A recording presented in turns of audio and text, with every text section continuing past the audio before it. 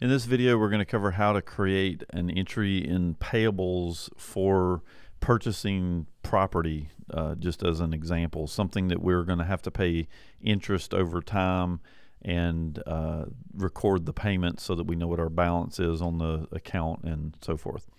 So what we're going to do is we're going to create a new purchase order, and we're going to do a general expense PO. We're going to choose the bank. We'll just come down here and pick GE Capital as an example. We're going to choose the bank that we actually got the loan from, and we can obviously put in account information, other stuff on that page, but the main thing is just recording the loan. So we're just going to say loan, and let's say that we got a $100,000 loan and loan for new building. And so we'll save that. And for the expense account, we're actually going to come down here and pick fixed. I'm going to pick fixed office equipment, but you'd create a new fixed account for a property or building or whatever you wanted to call it.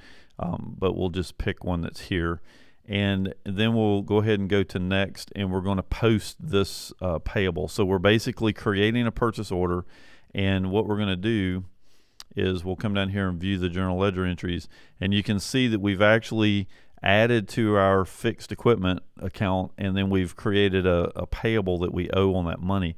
Now obviously when we got this loan, we also got probably paid a down payment on it. So to record that, we're going to go ahead and pay on the purchase order, and we're going to come down here to GE Capital, and I'm going to tell it to view only expenses so we can find the one that we created.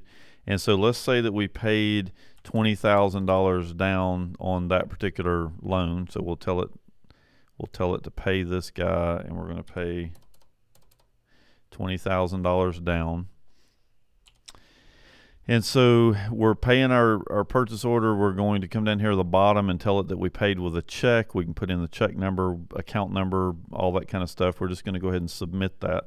And so now when we come back over here to our payable, we can see that we had an original loan amount, and then we had our check that we paid for the down payment for the initial payment. Now a month goes by, and we're going to actually put a payment on this purchase order. Well, obviously we owe interest on this loan, and so we need to figure out exactly how much interest we pay per month. So you will have to do that, and probably the best thing is just add a note to the purchase order to tell yourself each month, so you're not having to do the calculation. But let's say that it's $100 that we're going to have to collect for interest.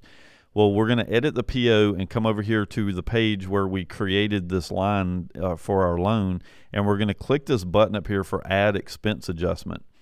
And so here we're just going to say interest, and in fact I would probably say May interest, and because this loan could go over multiple years, you could put in May 2016, and then we'll just say interest for the description.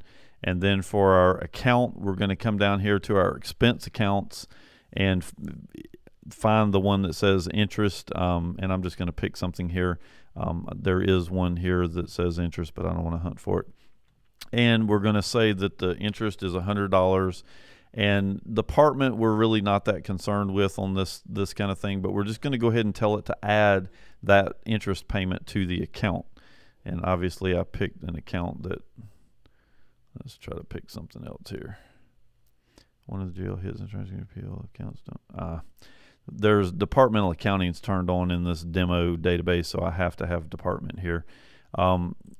So we'll go ahead and add that interest payment. So now, if you notice, we owe $100,000. Well, actually, if we go over here and we'll view the PO, you'll see that we owe $101,000. We've got a $20,000 payment, and so now we actually have a current balance of $80,100.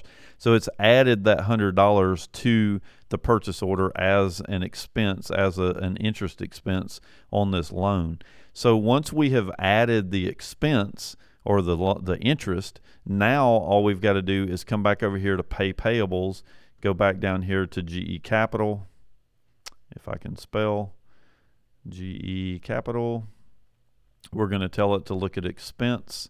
We're going to tell it that we're going to pay on that $80,000, but we're only going to pay $250. And so what's going to end up happening, and we'll just go through the process of paying with a check again. And so what is going to happen is when we view the purchase order, you're going to see now that we paid $250, but we actually only reduced the loan amount by the difference. So each time we go in and make a payment, the interest has been reducing the amount of the payment on the principal loan, and so I'm left with the balance on the principal loan. If we come down here and view the journal ledger entries again, you can see the original loan creation, the down payment that we made, and then the interest payment that we put on the account, the payment toward it, and then the overall payment. So we've got our interest accumulated here, and then the total payment, and we're left with the difference. So it gives you a fairly easy way to keep up with what the actual principal balance is. Now at the end of the year, when you actually get the total amount for the interest for the year, you're going to want to come in and do a single entry on this account so that you actually have a recording of what the actual interest ended up being based on when payments were made and all that kind of stuff.